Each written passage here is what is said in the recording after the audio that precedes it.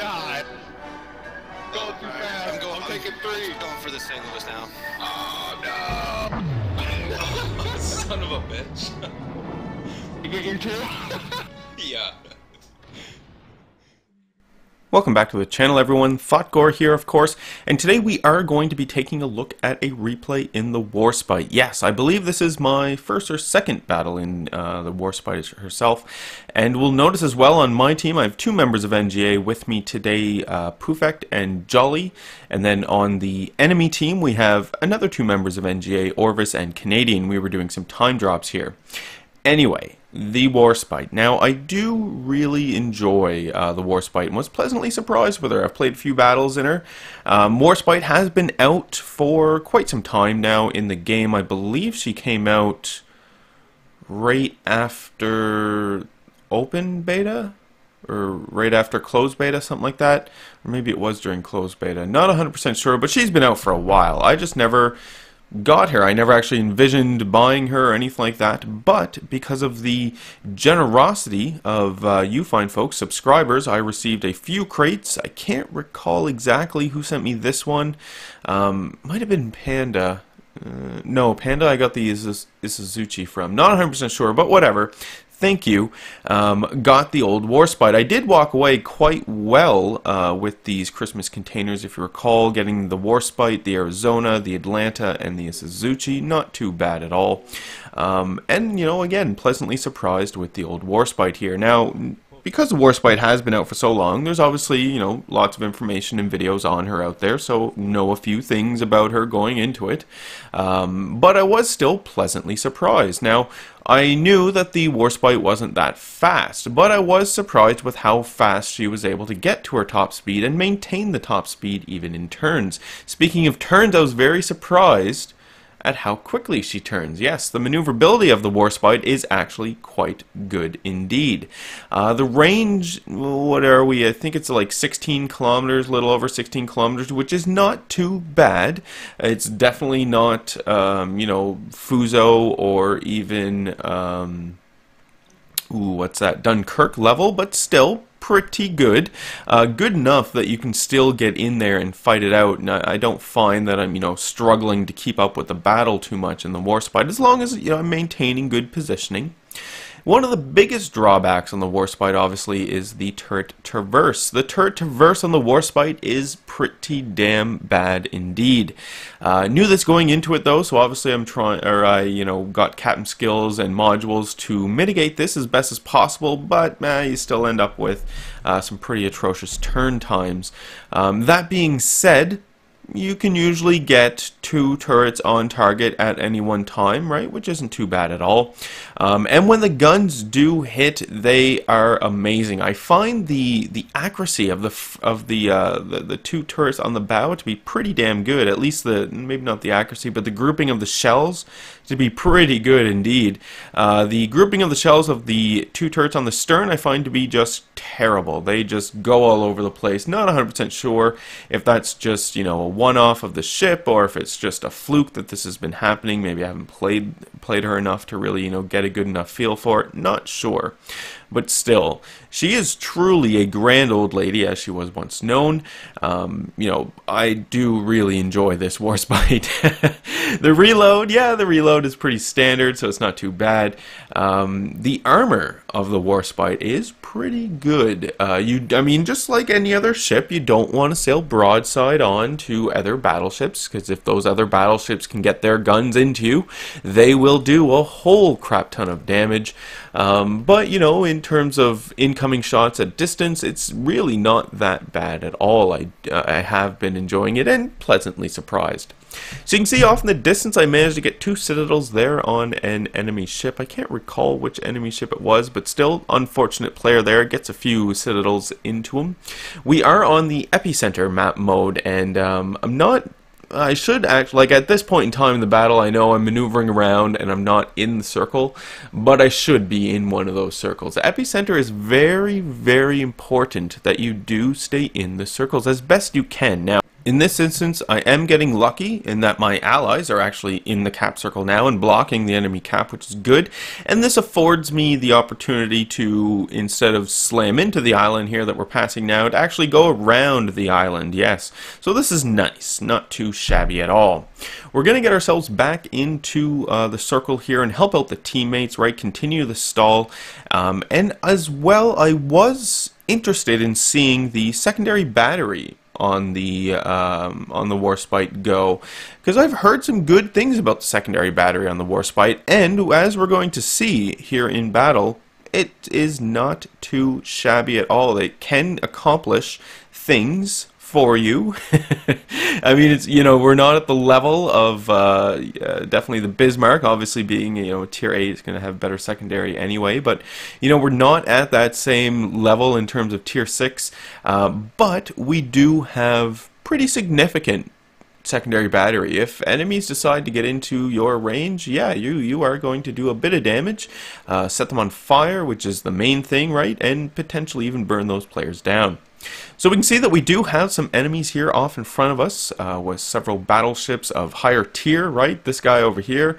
So we do want to be careful. We want to be careful and try not to take too much damage, try not to expose our citadels too often.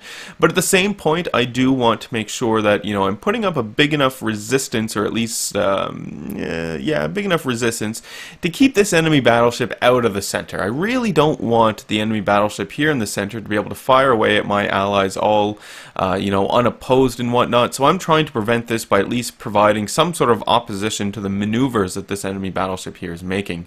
And it does seem to have kind of worked. I mean, obviously the enemy battleship is making for the cover of the island here in front of us, and I'm not going to be able to continue firing in, but we do see some allies who are taking up the call here and putting some fire into those enemies, which is good as well. We see an enemy Fuso, I believe it's enemy Fuso there, off in the distance, slowly making its way around the island, so we are going to try and put a few shots into this player, maybe do a bit of damage. Of course we don't end up with any damage at all, just one over penetration for the 1160. Kind of sucks. Whatever. We do see our secondary battery is now opening up on an enemy destroyer. Excellent.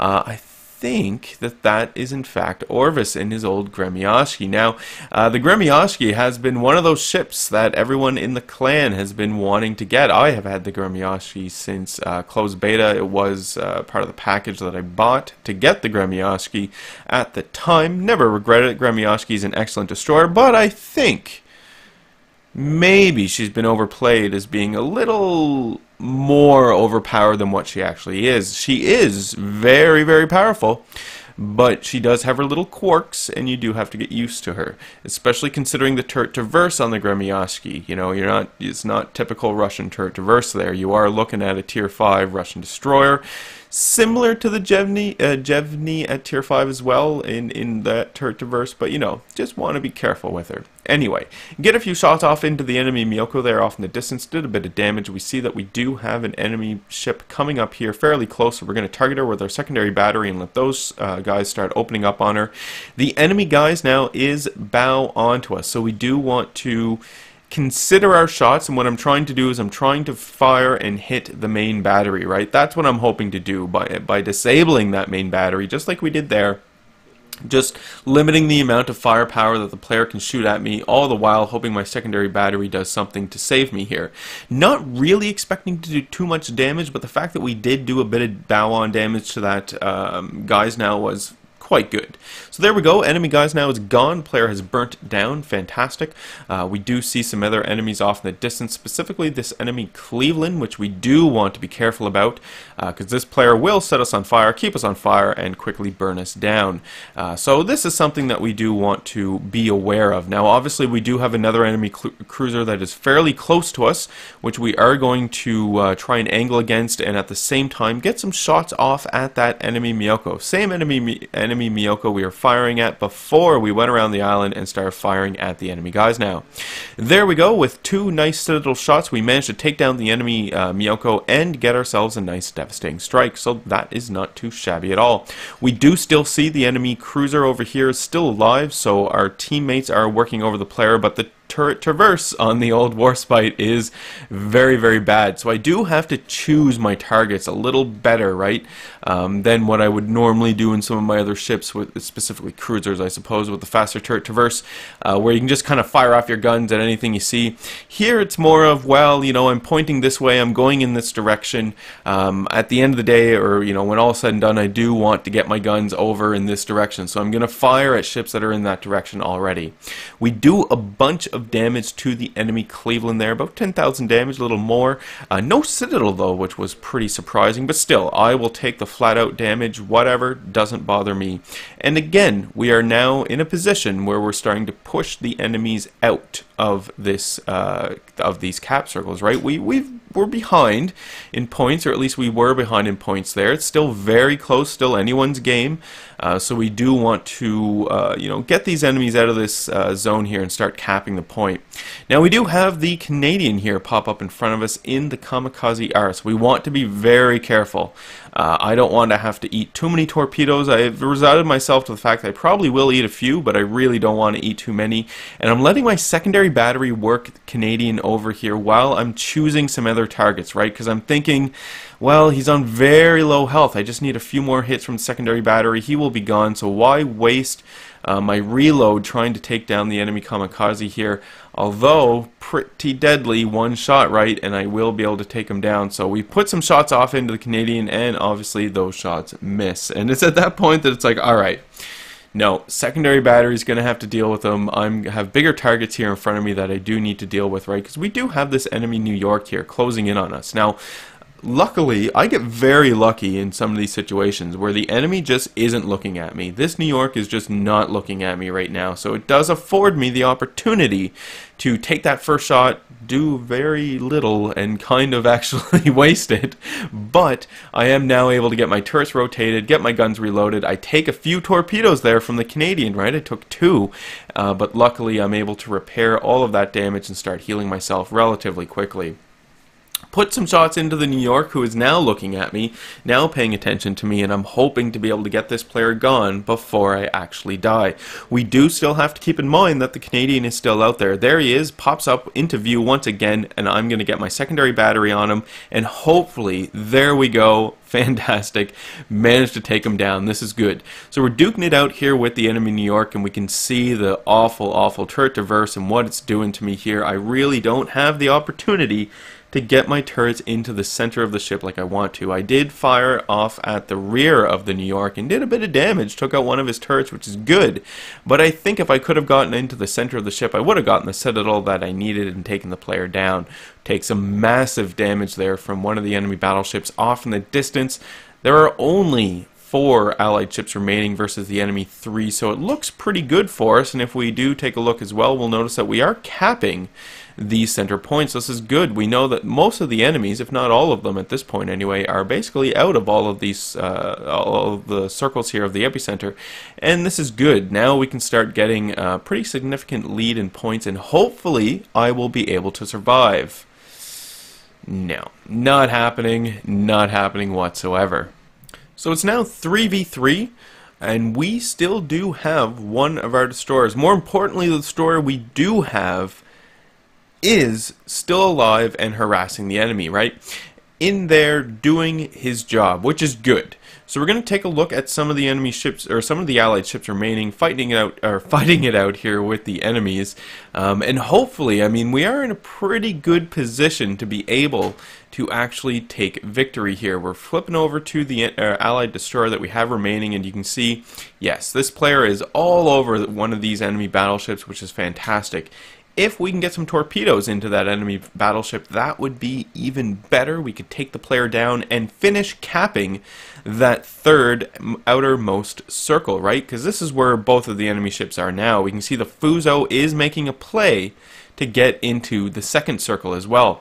We have some torpedoes on the way out for the enemy battleship, which is good. They are looking very, very good indeed. So if those will hit, this would be excellent. We look on the minimap and we do see the enemy cruiser, I think, way down there in the south of the map, disappeared now.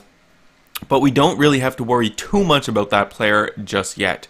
There we go, torpedoes hit from the allied Farragut and managed to take down the enemy battleship. Now we can get ourselves into a position to start putting some torpedoes into the enemy Fuso, hopefully, and also take this player down. Take some pressure off maybe our allied battleship there, because you can see our allied battleship is right into the Fuso's face, and these two battleships are duking it out right now.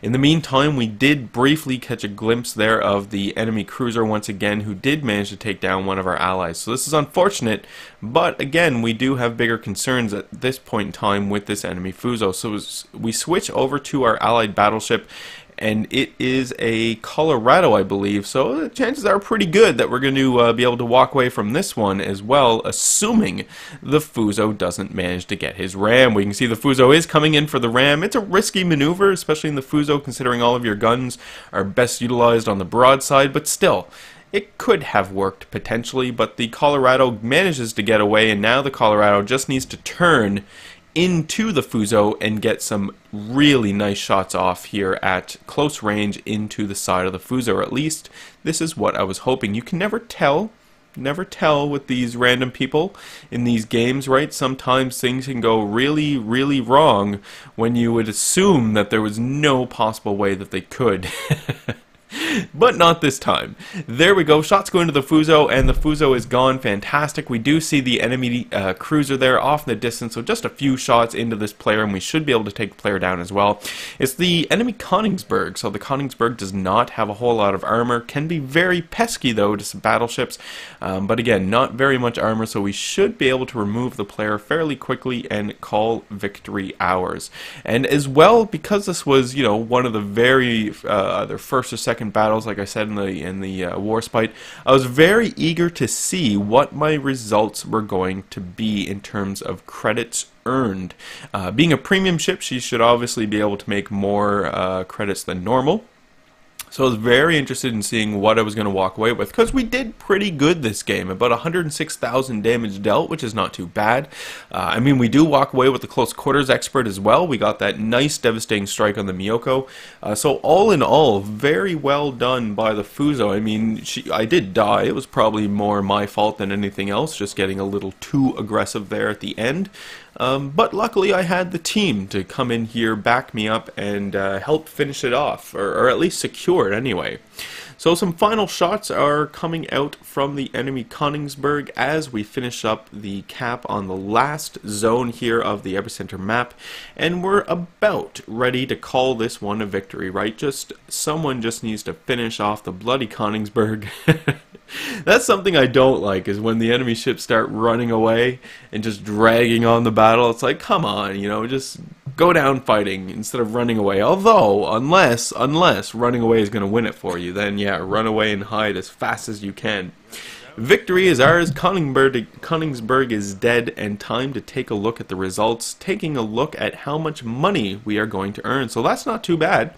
393,000 credits earned at tier 6, not too shabby at all. Number of kills, top of the team overall, which is always fantastic. In terms of the damage dealt and how it broke down, I do believe the most of the damage was dealt to that enemy Miyoko with the devastating strike, so good job there. And then of course, when all is said and done, 340,000 credits is what I do end up walking away with. So not too bad of a game at all. And like I said, I am enjoying the Warspite. I need to put some more time into the Arizona, because after the comments you guys have made about your love for the Arizona, yes, I do definitely need to work on that Arizona. Anyway, folks, that is it for today's video. I do hope you guys enjoyed it. Remember to leave any comments you have for me in the video comment section below. Love reading those and responding back to them. Remember to hit the old like button if you did like today's video. Hit subscribe if you are not a subscriber. And of course, I do hope you enjoy the rest of your day.